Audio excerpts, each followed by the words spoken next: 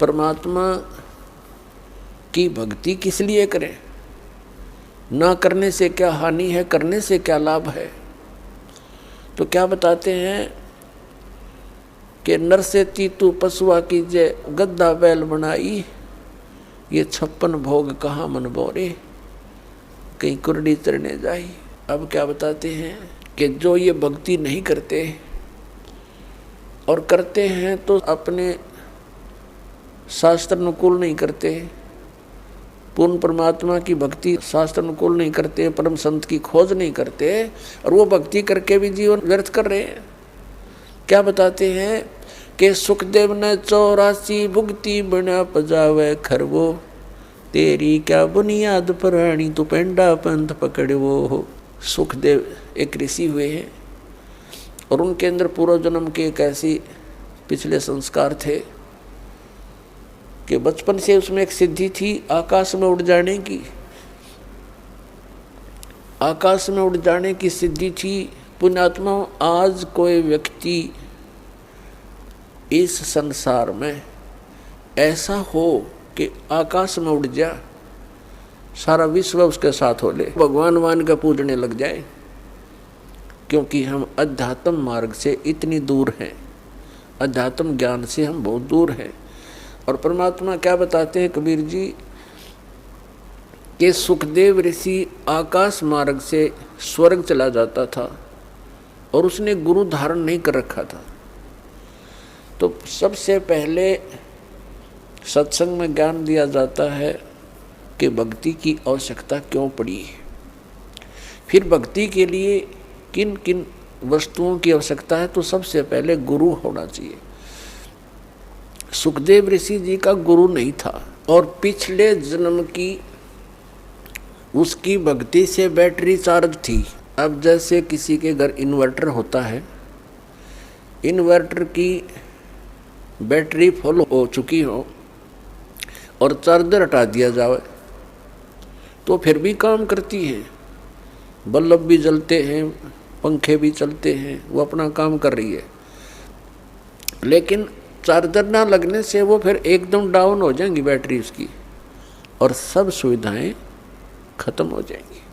तो ऐसे पूर्व जन्म की जिनकी बैटरी चार्ज है, आज कोई प्रधानमंत्री बन गया, कोई राष्ट्रपति, कोई अन्य पोस्ट प्राप्त है या कोई अन्य फैक्ट्री मालिक है, तो वो पिछली बैटरी चार्ज है, इन्वर्टर काम कर रहा है, लेकिन उन्हें चार्जर नहीं लगा रखा, फिर वो एकदम फ्यूज होंगे तो एकदम उनके जो सब सुविधाएं बंद हो जाएंगी। जैसे आप देखते हो, ओए पुण्यात्मा, एक आधा ऐसा उदाहरण है, कलेजा फटने को हो जाता है। अब हम क्या चाहते हैं, मंत्री बने, प्रधानमंत्री बन जा, सुखी हो जाएंगे। एक पोलैंड देश का पूरा मंत्रिमंडल, पूरा कैबिनेट, जिसमें मंत्री भी, प्रधानमंत्री भी और एमपी भी, देखो उनकी साथ बोल दी, एक का विमान में बैठ कर किसी का शोक व्यक्त करना चाहते मुंह काढ़े, और वो विमान दुर्घटनाग्रस्त हो गया। कहते हैं 95 सदस्य थे उसके अंदर, जहाज के अंदर 95 के 95 मर गए। और उनकी कितनी आशाएं थी, कितनी उच्च पोस्ट थी उनके पास, और क्या लेकर गए इस गंदे संसार से। तो पुण्यात्मा, इन बातों को आधार बनाना पड़ेगा अपने। तो उनकी बैटरी वह खत्म हो चुकी थी, वह जब डिस्चार्ज हुई सारी सुविधाएं खत्म और मिट्टी में, ये भूत बने आंडेंगे वहाँ पर। एक दिन एक व्यक्ति बता रहा था वैसे भी, और एक दिन समाचार पत्र में पढ़ा था हमने, 5-6 वर्ष पहले की बात है। एक बहुत बड़ा राजनेता था, उसके साथ 1-2 घर का सदस्य था, 4-5 उसके चेले चपटे। वो उसका हेलीकॉप्टर जो है एक्सीडेंट हो गया, मर गए सारे। अब वो उस गांव में जहाँ हेलीकॉप्टर गिरा था, भूत बनकर वहाँ धक्के खा रहे हैं और गांव वालों को दुखी कर रहे हैं। वो कहते हैं हमारा यहाँ प्लेटफार्म बनाओ, कोठी बनाओ, हमारी यहाँ रहा करेंगे। कोई ये भूत बात सेवड़ा सेवड़ा बुलाया, उन्होंने पूछा था सीकरी, तब उन्होंने उसको बताया कि हमारा यहाँ वो बनाओ कोठी, हम रहा करेंगे। उनकी फिर वो एक चबूतरा सा बना के वो 4-4 ईंट ला के सारे की नारी नारी कोठी बना रखी इतने। अब वहाँ कोठी बनाए बैठे हुए। तो परमात्मा कहते हैं जो काम नहीं करा, जो करना था इस मनुष्य जीवन से वो किया नहीं, बकवादों में यह मूल धन नष्ट कर दिया। वह बैटरी होगी, डिस्चार्ज चार्जर था नहीं, एकदम सब सुविधाएं। कहाँ गई वह प्रभुता, कहाँ गए वो धन, चाट लो उस हेलीकॉप्टर ने, वो ले डूबा उसको। तो यहाँ परमात्मा हमें याद दिलाते हैं कि सुखदेव ने 84 भुगती, बना पजावे खरवो, तेरी क्या बुनियाद प्राणी, तो पेंडा पंथ पकड़वो। अब सुखदेव ऋषि की बैटरी चार्ज थी पिछले जन्म की, और उस बैटरी चार्ज से वो पहुंच जाता था वहाँ स्वर्ग के अंदर, ऊपर के लोकों में। तो वहाँ के जो कॉमन स्वर्ग है, ये स्वर्ग क्या है, ये रेस्टोरेंट है। एक तो प्राइवेट रेस्टोरेंट होते हैं, उनमें तो कोई डट जाकर पैसे वाला। एक सरकारी होते हैं, उनमें सरकारी अधिकारी ही रुक सकते हैं। ये पहुंच गया एक दिन, ये जाता था कॉमन स्वर्ग, इंद्र वाले स्वर्ग में। फिर ये पहुंच गया भगवान विष्णु जी के लोक में। प्रत्येक इन भगवानों के लोकों में इसी तरह रेस्टोरेंट बने हुए हैं, और ये भी अपना काम ऐसे ही चला रहे हैं। उनका ये टैक्स लगाते हैं जो यहाँ से पुण्यकर्मी प्राणी जाते हैं। जैसे एक होटल वाला चार्ज रख देता है, उसका महीने का या जैसा भी घंटों का हिसाब से वो खर्चा लेता है।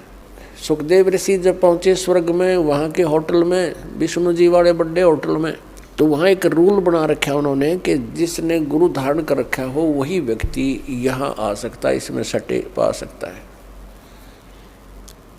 अब सुखदेव ऋषि का कोई गुरु नहीं था, बैटरी चार्ज पिछले जन्म के पुण्य कर्मों के कारण वो आकाश में फिर रहा था। तो वहाँ के जो पहरेदार थे, सेवादार थे उस होटल के, उन्होंने मना कर दिया कि ऋषि जी आपका कोई गुरु है नहीं, इसमें एंट्री नहीं हो सकती आपकी।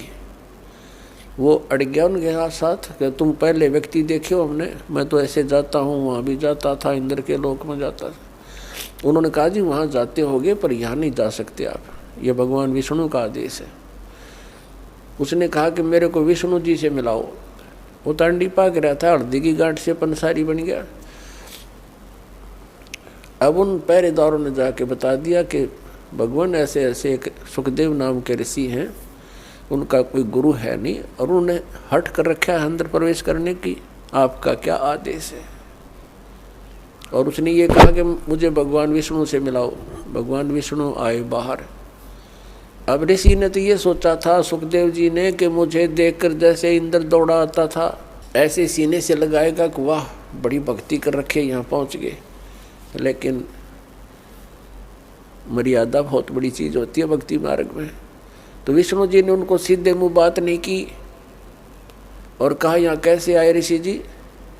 पुण्यात्माओं, जो व्यक्ति किसी के पास कोई उद्देश्य लेकर जाता है और वो ये सोच कर जाए कि मुझे बहुत सत्कार मिलेगा, और जाते उसको सीधे मुँह बात ना की जाए तो वो समझ जाता है कि बात बिगड़ गई।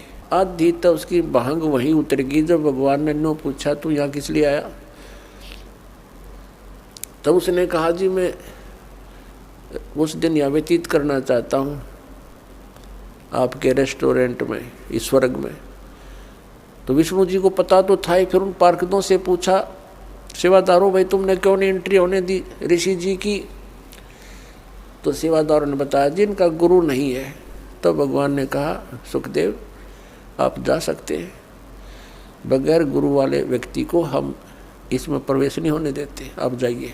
अब ऋषि जी ने कहा कि भगवान इस पृथ्वी के ऊपर मेरे समान कोई ऐसा है नहीं, मेरे जैसा कोई सिद्धि युक्त, मैं किसको गुरु बनाऊं। तो भगवान श्री विष्णु जी ने कहा कि सुखदेव ये भी तेरी भूल है, ये तेरा अभिमान बोल रहा है, तेरा अज्ञान बोल रहा है। आप जाइए राजा जनक से उपदेश लीजिए। राजा जनक कौन? जो सीता जी के पिता थे। कई कहते हैं कि गुरु जो है ब्रह्मचारी होना चाहिए, तो वो भी उनकी भूल है उन व्यक्तियों की। अपने आत्माओं परमात्मा के विधान से अपरिचित व्यक्ति इस तरह की अटकलबाजी करता रहता है। तो इन सब प्रमाणों से हमें सिद्ध होगा कि गुरु कैसा होना चाहिए, शिष्य के क्या लक्षण होने चाहिए, कैसे उसमें गुण होने चाहिए, और गुरु जी के अंदर कैसे लक्षण होने चाहिए। अब सुखदेव ऋषि बाल ब्रह्मचारी और साधु संत ऋषि और राजा जनक गृहस्थी, उसने ब्याह करवा रखे गणे क्योंकि राजा था। अब वहाँ तो वो बोल नहीं सका भगवान विष्णु के सामने, तो वापस आ गया। वापस आया तो वहाँ अन्य ऋषियों के पास जैसे पहले खूब छाती खोल कर जाया करता था, उधर न्यू जावा मुँह लटकाएं। उन्होंने पूछा, ऋषि जी ऐसी क्या घटना घट गई, बहुत दुखी से नजर आते हो। तो उसने सारी कहानी बता दी कि मैं विष्णु जी के लोक में गया था और भगवान ने मुझे वहाँ रहने नहीं दिया। तो उन्होंने अन्य ऋषि देवों ने पूछा कि ऐसी बात नहीं हो सकती, भगवान विष्णु तो बहुत प्यार करते हैं, बहुत अच्छे भगवान हैं, कोई बात और गड़बड़ी पावेगी, कुछ और गलती कर रखी होगी आपने। तब उसने बताया कि मैंने गुरु धारण नहीं कर रखा और भगवान ने यह कंडीशन रख रखी है कि जिसका गुरु होगा वही स्वर्ग में रह सकता है, विष्णु जी के स्वर्ग में।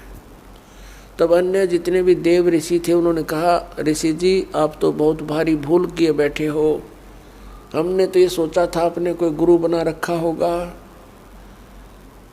आपने बहुत भारी गलती कर रखी है, बिना गुरु के फिर रहे हो, आपने जीवन नाश कर दिया। अब वहाँ उसने फिर बताया कि भगवान ने मेरे सामने एक समस्या और पैदा कर दी। क्या पैदा कर दी? कि कहा है कि राजा जनक से नाम लो, तो वो क्या कहता है कि राजा जनक गृहस्थी बाई और कैसे शीश नवाऊं जाई। वो एक गृहस्थी में बाल ब्रह्मचारी, और कैसे नमस्कार करूँगा मुझको, मेरी इज्जत का नाश हो जाएगा। अब ये मान बढ़ाई और इज्जत यह भी भक्ति का एक दुश्मन है। परमात्मा कहते हैं राज तजना सहज है और सहज त्रिया का ने, मान बढ़ाई ईर्षा ये दुर्लभ तजना ये, अरे इनके तजे बिना भगवान नहीं मिला, चाहे कितनी बकवाद कर ले। और पुण्यात्मा यहाँ आपको इसलिए बुलाया जाता है, वैसे तो परमात्मा अपने बच्चों के लिए सब सुविधाएं ही उपलब्ध कराता है, दयालु है वो, मालिक हमारा पिता है, लेकिन फिर भी आपको यहाँ ज़मीन पर बैठाना प्रणाम करने के लिए एक विशेष विधान है, जिससे हमारे अंदर का जो मैल है, अभिमान का जो सबसे बड़ा बाधक है भगवान के मार्ग में, ये खत्म हो जाएगा। और इसके बिना भगवान निकट नहीं आ सकता।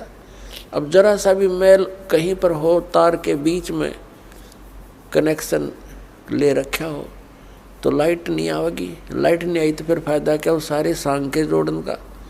तो पावर प्राप्त करने के लिए, भगवान की शक्ति को अपने पास लाने के लिए, तो हमने ये अहंकार रूपी ये मैल हटाना पड़ेगा। सब ने कहा कि ऋषि जी जुल्म कर दिया आपने, तो बहुत गलती कर रखी है। एक आधा आकर मुँह ठड सा वो कहने लगा, गुरु ना बनावेगा ना गधा बनेगा अगले जन्म में। अब उसने जब यह बात सुनी, क्योंकि पुण्यकर्मी प्राणी तो होते ही हैं ये, लेकिन अज्ञान के कारण ये अपने अपनी अटकल मारते रहते हैं। जब इनको ज्ञान होता है तो तुरंत त्याग देते हैं उन बकवादों को। एकदम उसके झटका लगा, उसको अपना पिछले जन्मों की काफ़ी वह कहते हैं ना बैकग्राउंड देखी, पिछले जन्मों के अपने दुख उसके सामने घूमने लगे। उसको क्या हुआ कि जैसे उसको याद आया, उसकी दिव्य दृष्टि वो चालू होगी अंदर की, जितनी उसकी रेंज थी। अब क्या देखा सुखदेव ऋषि ने कि एक बार वो गधा बना हुआ है, गधे की योनि भोग रहा है। कुम्हार ने उसके ऊपर अच्छा बोरे में खूब नीचे से कच्ची ईंटें डालता है, और ले जाता पजावे पर। पजावा होता है जहाँ पर ये कुम्हार लोग ईंटें पकाया करते थे। उसमें क्या होता है कि जैसे भट्ठा शुरू किया लगाना, उसमें जो भी ईंधन डाला जाता उसकी राख बन जाती है। अगले सीजन में उस राख के ऊपर ही वो दोबारा लगा देता है, क्योंकि उस राख को कहाँ डाल के आए और स्थान नहीं। नेक्स्ट सीजन में फिर उसके ऊपर ही लगा देता। वह राख नीचे बनते बनते एक बहुत बड़ा वो पहाड़ नुमा हो जाता है, फिर उसके ऊपर लगाना शुरू कर देता है। तो उसके ऊपर गधे से नीचे से कच्ची ईंटें ले जाता है ऐसे ऐसे, और वहाँ कच्ची ईंटें उतार देता है। वो उसके थैले से कमर पर लाद रखा होता है, और वहाँ तुरंत पक्की ईंटें भर देता है, और फिर मार कर लठ नीचे तलता कर देता है। यानी नीचे से भी लद्या जा, ऊपर से भी लद्या आवे। कहते हैं मैं अंधा हो गया, 2-3 वर्ष ऐसे कठिन काम भी लिया मेरे से। मेरे मालिक ने अंधा हो गया तो मुझे त्याग दिया, जंगल में छोड़ दिया। एक पगडंडी सी पकड़ दी मैंने, उस पर चलता चलता जा रहा था। आगे कोई नाला था, एकदम नाले में अगले पैर टिके, वापस आने में असमर्थ रहा। आगे जाने की मैं भलाई समझी, छलांग लगाई। वो ऐसा नाला था कि मैं फिट हो गया उसमें। आगे मुंह टिक गया, पीछे तो पीठ हट गई, पैर लटक गए। और उस रास्ते पर इक्का दुक्का कोई व्यक्ति आता था, जंगल में गांव से दूर था। तो जो व्यक्ति कोई इक्का दुक्का आवे, मुझे निकालने का प्रयत्न नहीं किया, मेरे ऊपर कमर पर पैर रखकर पार हो जा, पुली बना ली मेरी। हफ्ते 10 दिन तक भुगत कर मेरा जीवन पूरा हुआ। अब वो ऋषि कहने लगे, फिर अब क्या देखना चाहता है तू? ये तो हालत जब है जब तूने आंखों देख ली, फिर तू नखरे कर रहा है। तो उसकी जो बुद्धि के सुकरीव ढीले हो रहे थे वो टाइट हो गए 1 मिनट में, और चल पड़ा वहाँ से। फिर आ गया अपने पिता व्यास जी के पास। जब सुखदेव ऋषि का जन्म हुआ, वो 12 वर्ष तक माँ के गर्भ में रहे थे, और उसको माँ के गर्भ में इस प्राणी को सब पता होता है कि बाहर जाते बिजली गिरेगी। एकदम क्या होता है माँ के गर्भ में, तो इन ब्रह्मा विष्णु महेश इनमें एक गुण है। ब्रह्मा जी रजगुणी है, रजोगुण है इसके अंदर, और विष्णु जी सतोगुण है, और शंकर जी तमोगुण है। तो इनके गुणों का प्रभाव बाहर आते ही बच्चे पर एकदम असर कर जाता है। फिर एकदम अचेत हो जाता है, भूल जाता है, कुछ भी याद नहीं रहता, सुन्न हो जाता है। इसको नए सिरे से याद कराया जाता है, ये तेरा पिता है, ये तेरी माता है, ये चाचा, ये ताऊ है, ये सब फिर याद कराया जाता है। तो उसको पता था कि बाहर जाते बात बिगड़ जाएगी, उद्देश्य से भूल जाता है प्राणी। इसलिए 12 वर्ष तक माँ के गर्भ से बाहर नहीं आया। ब्रह्मा विष्णु महेश तीनों उपस्थित हुए कि भाई सुखदेव बाहर आ जा, ऐसे तो हमारा तूने सारा कर्म बिगाड़ दिया। अब 12-12 वर्ष तक माताएं बच्चे को गर्भ में रखेंगी, ये तो एक आदत सी पड़ जाएगी सबको। ये तो 9 महीने में दुखी हो जाती हैं, इतने दिन कैसे रखेंगे, तू बाहर आ भाई, ये हमारी परंपरा खराब मत करे। सुखदेव ने कंडीशन रख दी, एक शर्त रख दी कि बाहर जब आऊँगा तुम अपनी इस त्रिगुणमयी माया को रोक लो। ये कहने लगे भाई देखो हम इसको रोकने में इतने सक्षम नहीं हैं, हम रोक नहीं सकते, लेकिन सेकंड के भी कुछ अंश के लिए हम अपना कुछ कंट्रोल कर सकते हैं ना, ये प्रवाह हमसे नहीं रुकता। सुखदेव ऋषि ने कहा कि तुम एक बार रोक दो थोड़ी सी देर। तो कहते हैं सेकंड के भी कुछ अंश में ही वो रोक पाए थे, तभी वो माँ के गर्भ से बाहर आ गया। और उसको चेतना रही कि भक्ति ना करने से जीवन नष्ट हो जाता है। माँ के गर्भ में ये याद रहती है कि मनुष्य जीवन परमात्मा प्राप्ति के लिए प्राप्त होता है। अब उसने सारा कुछ कर लिया।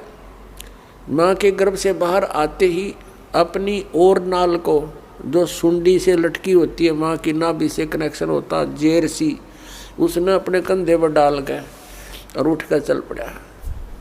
व्यास जी ने आवाज़ लगाई, अरे पुत्र मेरे बेटा कहाँ चले। अपने आत्मा पुत्र का मोह बहुत खतरनाक होता है। बहुत प्रबल होता है। पुत्र मोह में ऋषि जी बार बार पुकार रहे हैं, बेटा एक बार दर्शन तो दे दे, अरे एक बार शकल तो दिखा दे, 12 वर्ष बाट देखी तेरी, अरे 12 वर्ष तक इंतजार करी पुत्र की, दर्शन करूंगा। ये पीछे से बात कर रहा है चलता चलता कि ऋषि जी ना जाने कितनी बार तू मेरा बाप बन लिया, ना जाने कितनी बार मैं तेरा बाप बन लिया, ये तो बुरी बीमारी है, मुझे इसमें मत फंसा। और यहाँ कबीर साहब ने कहा, उसने क्या कहा, ऋषि जी ने, सुखदेव ऋषि ने क्या कहा कि एक लेवा एक देवा दूतम, और कोई किसी का पिता नहीं पुतम। ये तो ऋण संबंध जुड़ा एक ठाठा, अंत में सब 12 बाटा। ये तो एक दूसरे का लेन देन उलझ रहा है, कोई किसी का बाप नहीं, कोई किसी का पुत्र नहीं। जिस जिसके जितने संस्कार वो अपने पूरे करके यहाँ से चले जाएंगे, फिर कोई गधा बनेगा, कोई कुत्ता बनेगा, कोई मनुष्य बन जाएगा। ये फिर परिवार ऐसा नहीं होगा। और इसका उद्देश्य भक्ति करने का है। और मैं तेरे दर्शन करूँ नहीं पिताजी, मेरे में मोह जाग गया तो मैं फिर भक्ति से वंचित हो जाऊंगा। यूं कहकर आकाश में उड़ गया। जब तो वो चला गया, उसके बाद फिर आया जब युवा हो लिया, फिर वापस आया अपने पिताजी के पास कि बड़े विद्वान पुरुष हैं, उनसे सलाह लेता हूँ। व्यास जी ने कहा, आ गया पुत्र? क्या आ गया पिताजी? अच्छा बेटा, बड़ा कोई बात नहीं, अब आ गया, सुबह का बोला शाम को आ जाए तो कोई दिक्कत नहीं, आ जाओ मेरे पास रहो बेटा। तब उसने कहा, सुखदेव ऋषि ने कहा कि पिताजी मेरे सामने एक समस्या खड़ी हो गई, एक प्रॉब्लम भारी है। सारी कहानी बताई, मैं ऐसे ऐसे विष्णु जी के लोक में गया था, उन्होंने वहाँ रहने से मना कर दिया क्योंकि मैंने गुरु नहीं बना रखा। पुण्यात्माओं, जो परमात्मा के विधान से परिचित प्राणी होते हैं वो एक के सुर में बोला करते हैं। व्यास ऋषि जी का भी माथा ठनका और कहने लगा, अरे बेटा तंदा अपना जीवन नाश किया, मैंने सोचा था चलो सब्र कर लिया था, संतोष कर लिया था मैंने, मेरा बेटा अपना कल्याण करवा लेगा, तने तो नाश कर लिया अपने जीवन का। या क्या सोचा तूने, गुरु नहीं बना रखा? अरे जाएगा कहाँ? तो फिर उसने अपनी वो दूसरी प्रॉब्लम बताई कि भगवान विष्णु ने कहा है कि राजा जनक को मैं गुरु बनाऊं, मैं तो बाल ब्रह्मचारी, और वो गृहस्थी, मैं कैसे, मैं तो शर्म आओ पिताजी, कैसे नमस्ते प्रणाम करूंगा, मुझे दंडवत करनी पड़ेगी।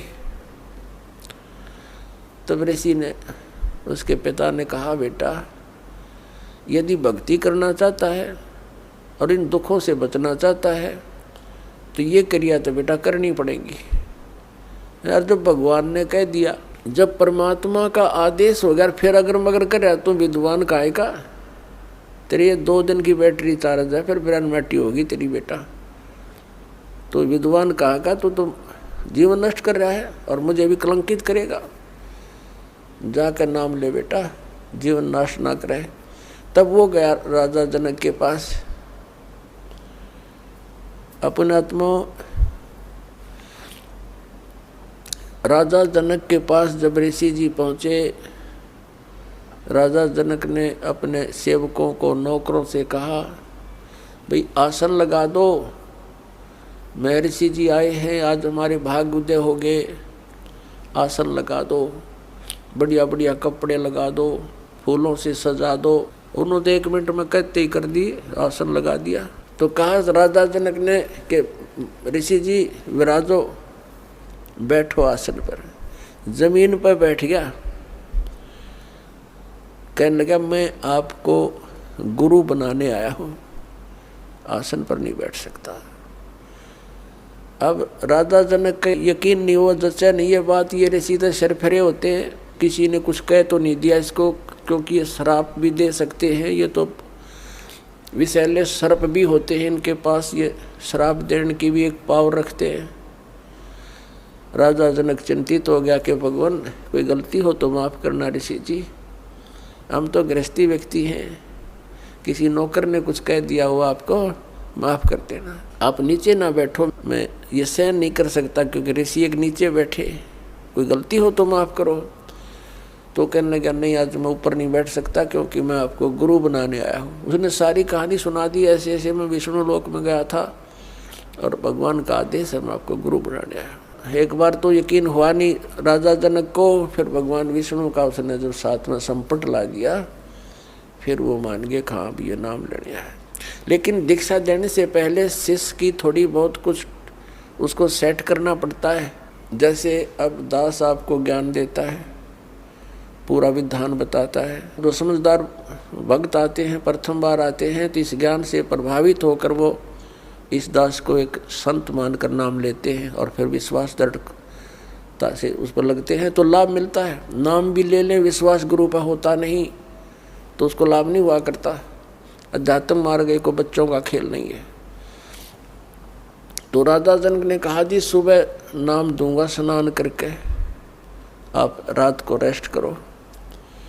अब कहने का भाव ये है, राजा जनक ने एक अलग कक्ष में उसकी व्यवस्था कर दी ऋषि जी के रुकने की, और वहाँ पर एक नौकरानी एक औरत की बहन की सेवा लगा दी, तो ऋषि की सेवा कर उसको सारा समझा दिया लड़की को कि ऐसे ऐसे इसकी परीक्षा करना। ऋषि जी बैठे थे अपने बेड पर, लड़की अंदर गई और उसी के बेड पर बैठ गई चरणों की तरफ। ऋषि जी ने पैर मोड़ दिए, वो और आगे नहीं तो ऋषि जी बैठ गए और उसके निकट जाना चाहा तो ऋषि जी बेड छोड़कर खड़े हो गए कोने में। कहने लगे माई बहन आप क्या कर रहे हो, साधु संतों के हाथ नहीं लगाते, बिस्तर पर नहीं बैठते, आप क्यों मर्यादा भंग कर रहे हो, आप जा सकते हो। वह लड़की आ गई। राजा जनक ने पूछा तो उसने सारी कहानी बता दी। जी एक नंबर के महात्मा है, तो टच भी नहीं होने दिया मुझे और खड़े हो गए ये शब्द बोले। ऋषि तो ठीक है। अपने आत्माओं परमात्मा ये कहते हैं कि गोरख से ज्ञानी गणे और सुखदेव जति जहान और सीता सी बहु भारिया संत दूर स्थान। ऐसे जति भी था, ऐसा दृढ़ विश्वासी भी था, संयमी भी था, लेकिन नाम बिना कति खाली खोखा था। अब गुरु बिना और यथार्थ भक्ति के बिना खाली खोखा है ये मनुष्य का शरीर, वो वेल विदाउट वाटर। तो सुबह राजा जनक ने क्या किया कि इसकी फड़क निकाल दूं। यूनो कहता राजा जनक गृहस्थी भाई और मैं बाल ब्रह्मचारी, मैंने स्त्री का मुख नहीं देखा। सुखदेव बोले ज्ञान विवेका, हमने कदे स्त्री का मुंह नहीं देखा। राजा जनक गृहस्थी भाई कैसे ऐसी सिनेमा जाई। तो राजा जनक ने बुला लिया कि ऋषि जी को बुला लाओ। ऋषि जी बैठ गए, नीचे बैठ के, नीचे आसन लगवा दिया जैसा भी उसका, नीचे बैठ गए जमीन पर, कोई दरी दूरी बिछवा दी और साथ में ही थोड़ी सी दूरी पर नौकरों से कहा राजा जनक ने कि भाई गर्म पानी करो। वो समझा रखे थे कि अच्छा भट्ट बाल दो, इसमें पूरा चूल्हा लगा के ऊपर रख दिया एक कढ़ाई, पानी गर्म करने की कढ़ाई रख दी और साथ में नहाने के लिए एक पाटड़ा बिछा लिया, जैसे पटड़ी होती है। पहले बड़े बड़े पाटड़े होते थे, पूरा 3 बाई 3 का लकड़ी के पटड़े बनाए होते थे, उन पर बैठकर स्नान किया करते थे। राजा जनक ने वहाँ वो पाटड़ा उस उबलते हुए जल के उस कढ़ाई के साथ में लगवा लिया और अपनी जो 10,000 रानियाँ बताते हैं राजा जनक, उसमें से जो उनकी मुख्य रानी थी, पटरानी बोलते हैं, उससे कहा मुझे स्नान कराओ। अब वो स्नान करने के लिए बैठ गया। उसकी पत्नी उस उबलते हुए जल से न उबाल रखा, जैसे गुलगुले उतारा करें, जलेबी उतारा करें जब उबाला करें घी को, तो उस उबलते हुए पानी से लोटा भरे वह पटरानी राजा जनक के चोटी में डाला है, रात से मसले अनुसार।